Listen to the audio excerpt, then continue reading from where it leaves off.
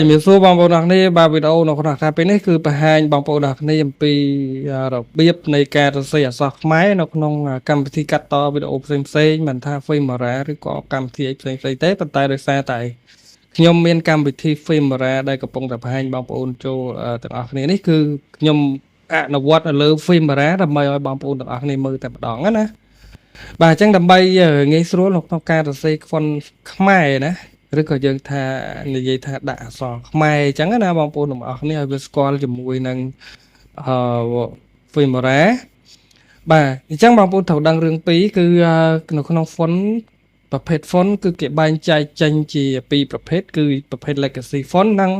Unicode font អញ្ចឹងគ្រប់កម្មវិធីទាំងអស់វា support តែប្រភេទ legacy font ទេបាទន័យថា font សេរីចាស់ឬក៏ font ប្រភេទ font Limon ណាបាទតែ font Limon ហ្នឹងហើយគឺជាប្រភេទ legacy font ចំណែកតែ font Unicode គឺជា font សម័យឥឡូវឯណាបងប្អូននេះណាវាមិនមែនជា legacy ទេវាគឺជាប្រភេទ Unicode បាទអញ្ចឹងពេលដែលបងប្អូនដឹងរឿងពីរហ្នឹងហើយគឺបងប្អូនត្រូវតែដឹងថាកម្មវិធីទាំងអស់វា support តែជាមួយនឹង legacy font ទេបាទវាអត់ support ជាមួយនឹង Unicode ទេណាមិនថា Unicode ខ្មែរក៏ដោយ Unicode សាសដទៃផ្សេងទៀតក៏ដោយគឺវាអត់ support ទេបាទអញ្ចឹងខ្ញុំឧទាហរណ៍ឲ្យបងប្អូនមើលថាឧទាហរណ៍ថាយើងចង់ដាក់អក្សរខ្មែរថាយើងត្រូវធ្វើយ៉ាងម៉េចណាបងប្អូនទាំងនេះណាអញ្ចឹងតែពេលដែលបងប្អូន download ហើយបងប្អូន extract វាណាពលាវាទៅគឺបងប្អូននឹងបាន file បែបនេះណាបាទពេលដែលបងប្អូនបាន file បែបហ្នឹងហើយគឺបងប្អូនចុចលើ yes ណាលើ keyboard ពេលដែលចុចបើកវាណាបាទយើងចុចលើពាក្យថា yes ទៅបាទវានឹងចេញផ្ទាំងនេះមួយផ្ទាំងនេះបងប្អូនចុចលើពាក្យថា next ហើយបន្តមកទៀតបងប្អូនជ្រើសរើសយកឥឡូវនេះបាទចឹងបងប្អូនជ្រើសរើសយកពាក្យថា all font ណាបងប្អូនបាទចឹងបងប្អូនជ្រើសរើសយកពាក្យថា all font នេះហើយយើងគ្រីសលើវាមកហើយយើងចុចពាក្យថា next ក្រៅពីហ្នឹងគឺបងប្អូនអាច download នៅ desktop wallpaper ឬក៏វចនានុក្រមឬក៏ PC game សេរីចាស់ចំនួនឆ្នាំ9ជាងណាឬក៏ typing ណា typing សេរីចាស់ដែល typing សម្រាប់វាយ font ខ្មែរ Unicode ហ្នឹងបាទបន្តមកទៀតយើងគ្រាន់តែចុចលើពាក្យថា next ទៅហើយ next ទៀតមកបាទអញ្ចឹងវានឹងធ្វើការតម្លើងនៅ legacy font ដែលជាប្រភេទ font មួយប្រភេទដែល support ជាមួយនឹងកម្មវិធី software គ្រប់ប្រភេទទាំងអស់ណាបាទព្រោះ font គឺគេបែងចែកទៅជាពីរគឺ Unicode font ហើយនិង legacy font ណាបាទអញ្ចឹងវានឹងធ្វើការតម្លើងចប់ដោយជោគជ័យណាបាទឥឡូវខ្ញុំរកផ្ទាំងមួយចុះដើម្បីយកមកបង្ហាញជូនបងប្អូនអរគ្នាហើយខ្ញុំក៏មានលក់កម្មវិធីនឹងដែរបងប្អូនអរគ្នាណាបាទខ្ញុំមានលក់កម្មវិធីនឹងដែរអញ្ចឹងបងប្អូនអាចចង់បានពេញហើយបងប្អូនអាចតាក់ទងណាតាក់ទងមកខ្ញុំបានឥឡូវខ្ញុំយកផ្ទាំងពណ៌សមួយចុះហើយបន្តមកទៀតខ្ញុំនឹងធ្វើការវាយអក្សរបាទវាអក្សរយើងមើលទៅតាមអក្សរដែលយើងចង់ដាក់មានប្រភេទ 3D បើបងប្អូនចង់ប្រើ 3D អញ្ចឹងបងប្អូនអាចមកមើល 3D មកហើយបើបងប្អូនចង់ដាក់ font ធម្មតាបងប្អូនអាចដាក់ font ធម្មតាមកណាបាទខ្ញុំយក font នេះមួយចោះដើម្បីកុំឲ្យខាតពេលណាបាទឥឡូវវាដោយសារតែដាច់អ៊ីនធឺណិតបងប្អូនចាំផ្លែតបាទឥឡូវខ្ញុំរើសយក font មួយនេះចោះដើម្បីបង្ហាញជូនបងប្អូនអរគ្នាហើយយើងធ្វើការដូរទៅជា font ខ្មែរមុននឹងដូរទៅជាភាសា font ខ្មែរបងប្អូនត្រូវចូលមកកាន់ Google Search ណាហើយជាបងប្អូនយកពាក្យថាឆែកនៅកន្លែង search ហ្នឹងណាឆែករកពាក្យថាខ្មែរ Unicode Converter ណាបាទហើយយើងចុចលើហ្នឹងមកបន្តមកទៀតបងប្អូនទៅសេមកណាក្នុងនេះវានិយាយពី legacy to Unicode ហើយមួយទៀតពី Unicode to legacy ណា legacy នេះគឺសំដៅដល់ font ដែលខ្ញុំបាននិយាយខាងដើមហ្នឹងគឺជាប្រភេទ font សេរីចាស់បាទអញ្ចឹងយើងចង់ទៅសេអីណាយើងទៅសេជា Unicode មកបាទអញ្ចឹងឧទាហរណ៍ថាព្រះរាជាណាចក្រកម្ពុជាណាបាទយើងសេជា Unicode មកកន្លែងហ្នឹងបងប្អូនអរគ្នាណាបាទណាចក្រអាយ៉ាបាទកម្ពុជាបាទអញ្ចឹងកន្លែងហ្នឹងយើងទៅសេជាប្រភេទ Unicode អាយ៉ាសំទោសថយក្រោយវិញបាត់ណាយើងសេមក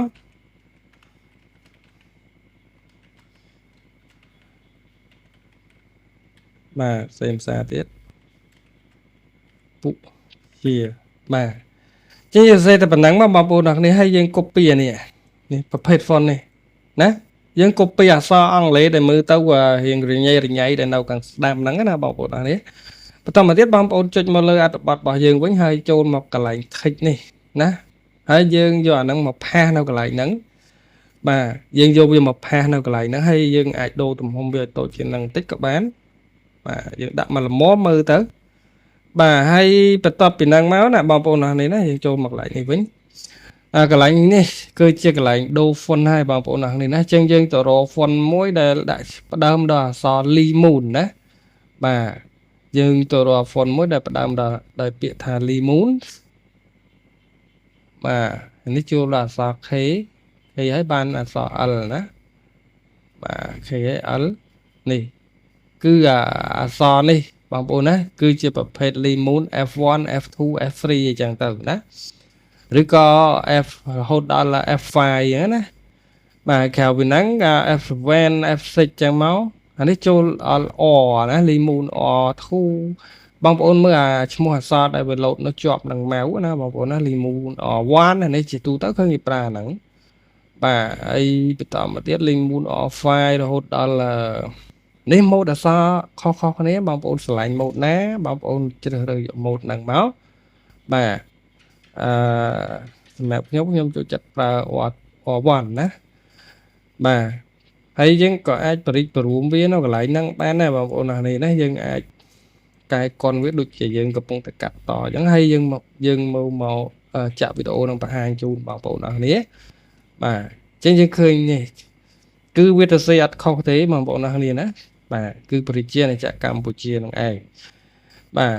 អញ្ចឹងវីដេអូហ្នឹងគឺបង្ហាញជូនបងប្អូនប៉ុណ្ណឹងណាខ្ញុំថត screen មើលសិនបាទចឹងវីដេអូនេះបង្ហាញជូនបងប្អូនប៉ុណ្ណឹងហើយសង្ឃឹមថាបងប្អូនចេះប្រើនៅ font Unicode បងប្អូនក៏អាចវាយផ្ទាល់នៅលើនឹងបានដែរឥឡូវឧទាហរណ៍ថាយើងចូលមកកន្លែងហ្នឹងតាមពិតវាមានរបៀបវាយរបស់គេពីដើមមកណាបងប្អូនណាកាលពីជំនាន់ឆ្នាំ90ជាងអីគឺគេប្រើតែ font Limon ទេចំណែក font Unicode ទៅតែមានប្រហែលជាខ្ទង់ឆ្នាំ2000 10អីហ្នឹងតាមមើលខ្ញុំស្មានទេណាបងប្អូនរបស់គ្នាមិនដឹងជាឆ្នាំណាពិតប្រាកដទេបាទអញ្ចឹងយើងអាចរើសយកអា font Limon នេះហើយយើងអាចវាយបញ្ចូលតាមរបៀប font Limon ដែលយើងធ្លាប់ដឹងអ្នកដែលធ្លាប់រៀនជំនាន់មុនណារៀនសេរីមុនគឺដឹងហើយណា font Unicode ហ្នឹងគឺគេវាយយ៉ាងម៉េចបាទឥឡូវទីហោថាប្រជាអញ្ចឹងចោះណាfont សេរីមុនគឺគេសេចង្រមុនណាបាទហើយបានជើងហើយបានពោណាហើយបន្តមកទៀតគឺស្រៈអាសនេះគឺយើងវាយធម្មតាអញ្ចឹងមកហើយក្រៅពីហ្នឹងគឺដូចគ្នាណាបងប្អូនអរគ្នាណាក្រៅពីហ្នឹងគឺដូចគ្នាបាទចាក់អញ្ចឹងមកហើយជើងរបាទកម្មមកជើងពោណាជើងពោខ្ញុំភ្លេចបាត់ហើយមិនដឹងជាវាយយ៉ាងម៉េចទេបាទđang chơi ship chừng po rồi coi chẳng mạch thế bàn tay với men là bị vay bảo vệ đấy mình men với men là bị vay đôi chia font Unicode thằng đây bằng bộ này nè và chẳng bằng bộ của thời điển vay font Limon hay thầu copy normal thay normal dot thằng vô tao đã nấu nông tí tăng font mỗi đại bản Viscore lắm nè bạn vay tao đại chơi bà chẳng là video bài hành chôn mà bộ phần đắng bà hay mình men thời cầm thi viên ra tới cầm thi na có đói đây chiaประเภท cầm thi cắt to video bà mình trầm từ Wonder C đấy khép cắt cả đói bà Sony Vika cả đói Adobe Premiere Pro cả đói After Effects ấy cả đói cứ set tạiប្រើប្រភេទ font legacy ដូចគ្នាបងប្អូនណាបាទអញ្ចឹងវីដេអូនេះបង្ហាញជូនបងប្អូនប៉ុណ្ណឹងបាទសូមអរគុណ